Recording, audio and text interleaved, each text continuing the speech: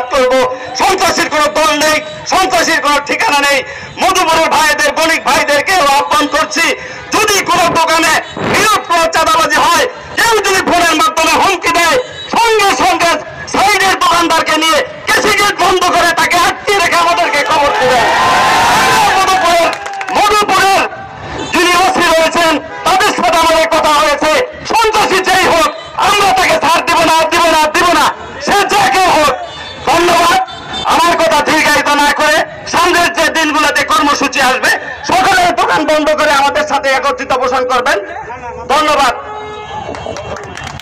এ পর্যন্ত বণিক সমিতি আয়োজিত আজকের এই বিক্ষোভ কর্মসূচিতে যে সকল বণিক ভাইয়েরা তাদের ব্যবসা প্রতিষ্ঠান বন্ধ রেখে আমাদের এই ডাকে সাড়া দিয়ে আজকের এই বিক্ষোভ সমাবেশে শরীক হয়েছেন, তাদেরকে মধুপুর শিল্প বণিক সমিতির পক্ষ থেকে আন্তরিক ধন্যবাদ জ্ঞাপন করছি।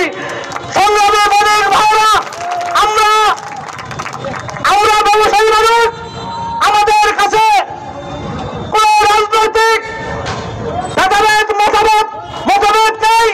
আমরা সবাই সকলের ব্যবসায়ী। আজকে ঢাকায় একজন ব্যবসায়ী সহ অত্যন্ত নির্মমভাবে নিহত হয়েছেন, তারই প্রতিবাদে আজকে আমাদেরকে সাথে নিয়ে মধুপুর শিল্প বণিক সমিতি বিক্ষোভ কর্মসূচি পালন করল।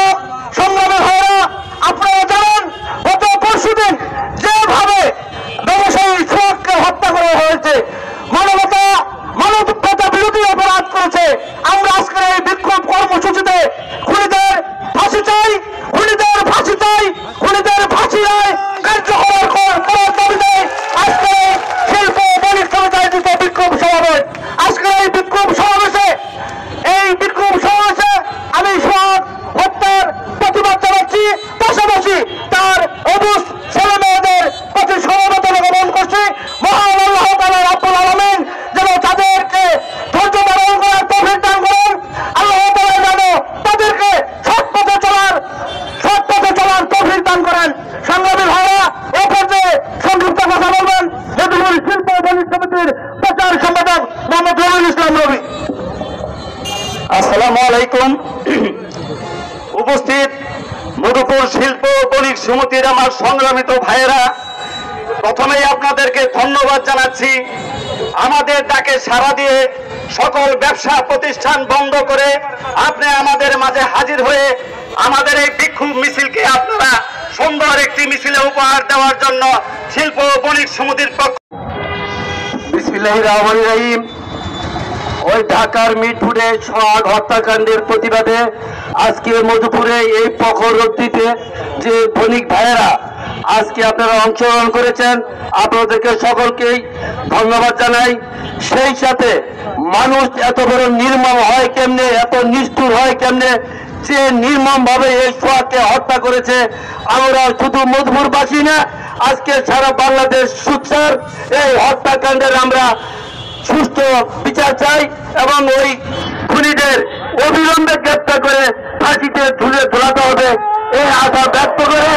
আর আপনারা বণিক ভাইয়েরা সকলেই একটা জিনিস খেয়াল করবেন, চাঁদাবাজ সন্ত্রাসী কোন দলের নাই, সে যে কোনো দলের হোক না কেন, আপনারা সঙ্গে সঙ্গে প্রতিবাদ করে, ওই ছোট ভাই রবি বলেছে, সঙ্গে সঙ্গে আপনারা পাশের দোকানদারের সহযোগিতা করে নিয়ে আপনারা তাকে আটক করবেন। তারপরে বণিক সমিতি আছে, প্রশাসন আছে, খবর দিবেন। সারা মধুপুরবাসী এই বণিক ভাইদের সাথে আছে। আর এই খুনের দৃষ্টান্তমূলক শাস্তি দাবি করে আমি আমার সংক্ষিপ্ত বক্তব্য শেষ করছি। আসসালামু আলাইকুম। বিসমিল্লাহির রহমানির রহিম। আজকে ঢাকা মিটফোর্ড হাসপাতালের সামনে একজন ব্যবসায়ী নাম সোহাগ, ইতিমধ্যে আপনারা শুনেছেন, চাঁদা দাবি করেছিল, দেয়নি বলে তাকে নির্মম ভাবে হত্যা করেছে। দুঃখের বিষয়, আমি যখন ফেসবুকে এটা দেখতে পাই আমি মনে করেছিলাম এটা ইন্ডিয়ার একটি ঘটনা, কারণ ইন্ডিয়াতে কিন্তু মুসলমানদেরকে ওইভাবে মারধর করে, আপনারা হয়তো জানেন। পাথর নিক্ষেপ করে যেভাবে সোহাগকে নির্মমভাবে হত্যা করা হয়েছে। আমার জীবনের ইতিহাসে আর কোনোদিন এরকম মৃত্যু দেখি নাই। মানুষের মৃত্যু হয়, মৃত্যুটা অনিবার্য একটা বস্তু। মানুষে বলে কুলফুল নাইকি কুলফুল নাফসিন জায়গাতুল মউত, মৃত্যুটা অনিবার্য, কিন্তু কিছু কিছু মৃত্যু আছে সেটা খুবই বেদনাদায়ক। আজকে সোহাগ নাই, সে ব্যবসা করত। প্রিয় বণিক ভাইরা, আপনারা আমাদের ডাকে সাড়া দিয়েছেন, এই জন্য এই প্রখর রোদটিতে আপনাদেরকে ধন্যবাদ জানাই এবং কৃতজ্ঞতা প্রকাশ করছি। আগামী দিনে আমাদের মধুপুরেও শুনেছি অনেক নীরবে নেতৃত্বে চাঁদাবাজি হচ্ছে। আপনারা অনেককেই কিন্তু চাঁদা জিতছেন, কিন্তু মেহরবানি করে আমাদেরকে কেউ জানান নাই। যদি জানাইতেন প্রতিবাদ করতাম। আপনারা জানেন 5ই আগস্টের পরে বিভিন্ন জায়গায় সমস্যা হয়েছে, দপ্তরে সকল কিছুই আমরা এটা প্রতিহত করার চেষ্টা করেছি। আজকে যেভাবে সারা বাংলাদেশে নীরব নেতৃত্বে চাঁদাবাজি হচ্ছে, আজকে এই চাঁদাবাজির তীব্র নিন্দা ও প্রতিবাদ আমরা জানাই। আপনারা আগামী দিনে আমাদের সাথে থাকবেন। আইন শৃঙ্খলা বাহিনীর সাথে প্রতিনিয়তই কথা হয়, তারাও বলেছে এই ধরনের কোনো কিছু পাইলে আমাদেরকে জানাবেন। অনেক রাজনৈতিক নেতৃবৃন্দের সাথে কথা হয়েছে।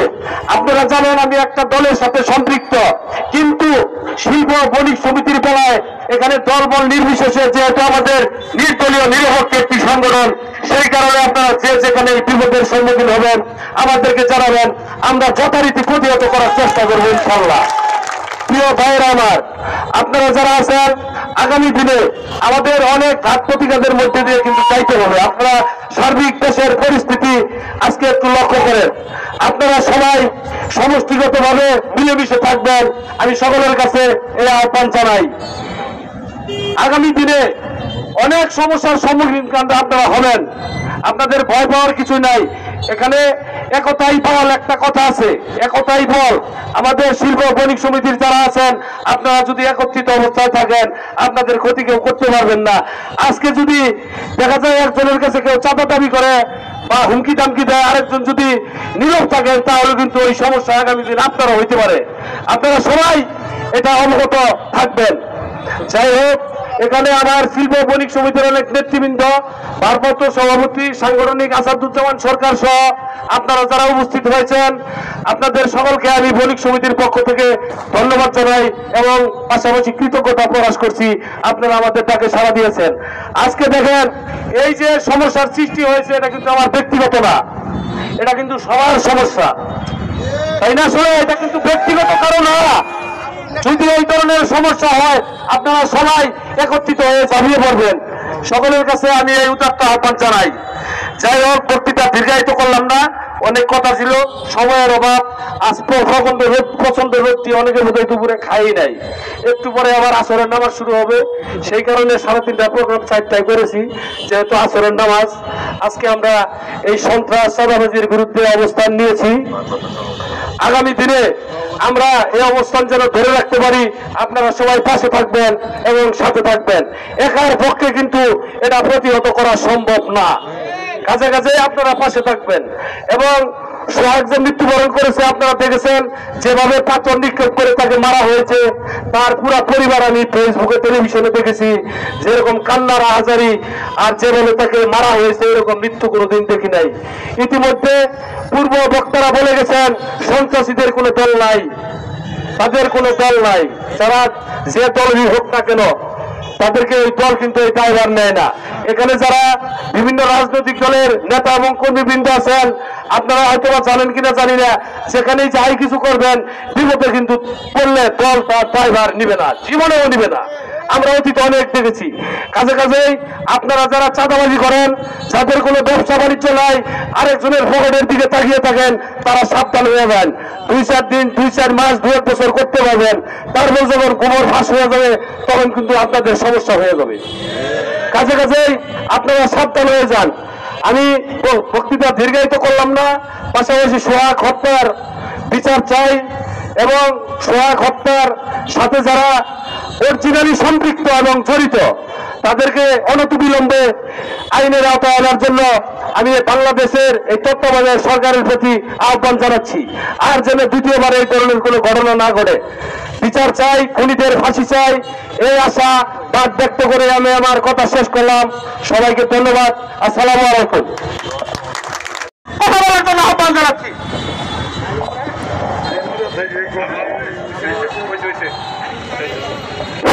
বিসমিল্লাহির রহমানির রহিম। আজকে এই রৌদ্রের মধ্যে আমাদের বণিক ভাইয়েরা এখানে উপস্থিত হয়েছেন, তার জন্য আমরা অত্যন্ত কৃতজ্ঞ। আমরা যে জন্য আজকে এখানে উপস্থিত হয়েছি সেটা হলো লালচান ওরফে সোহাগ। লালচান ওরফে সোহাগকে কিভাবে আপনারা হয়তো পেপার পত্রিকায় ফেসবুকে দেখেছেন কিভাবে তাকে হত্যা করা হয়েছে। সে একটা ভাঙারি ব্যবসা করে, আমরাও ব্যবসায়ী। আমাদের যদি ভাতৃপ্রতিম না থাকে, ভগবান না থাকে, আজকে আমার সোহাগকে এইভাবে মৃত্যুর মুখে পড়তে হয়েছে, আবার 2 দিন পরে আরেকজনকে পড়তে হইতে হয়। পারে কিনা? তো আমরা এটা তীব্র নিন্দা এবং প্রতিবাদ জানাই। সেই সাথে আমরা খুনিদের ফাঁসি জানাই, ফাঁসি চাই, ফাঁসি চাই, ফাঁসি চাই।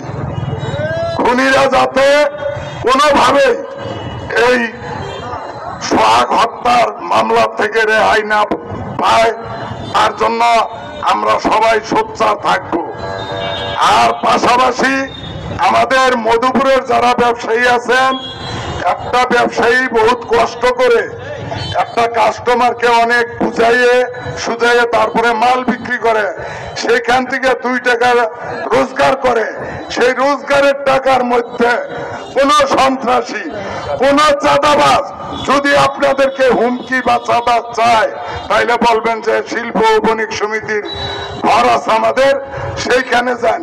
তারপরেও যদি আপনাদের সাথে দুর্ব্যবহার করে, তাহলে তাকে আটকাই রেখে আমাদেরকে সংবাদ দিবেন।